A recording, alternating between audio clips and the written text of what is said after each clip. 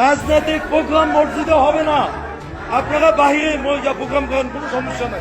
মুসলমানদের ধর্মীয় উপাসনালয় মসজিদকে রাজনৈতিক উদ্দেশ্যে ব্যবহারের চেষ্টায় বিপাকে পড়লেন জামায়াত ইসলামের কুমিল্লার মনোহরগঞ্জের নেতারা। এলাকার এক মসজিদের রাজনৈতিক সভা আয়োজনের অভিযোগে স্থানীয় মুসল্লিরা ক্ষুব্ধ হয়ে তাদের প্রোগ্রাম বন্ধ করে মসজিদ থেকে বের করে দেন। যে ঘটনার ভিডিও মুহূর্তেই ভাইরাল হয় সামাজিক মাধ্যমে। সোশ্যাল মিডিয়ায় ছড়িয়ে পড়া ভিডিওতে দেখা যায় ভিডিও করতে থাকা ব্যক্তি বারবার বলছেন, রাজনৈতিক প্রোগ্রাম মসজিদে কেন? আপনারা বাইরে যান, মসজিদে কেন রাজনৈতিক প্রোগ্রাম হবে? রাজনৈতিক প্রোগ্রাম মসজিদে হবে না, আপনারা বাহিরে প্রোগ্রাম করেন, কোনো সমস্যা নাই। মসজিদে কেন রাজনৈতিক প্রোগ্রাম হবে?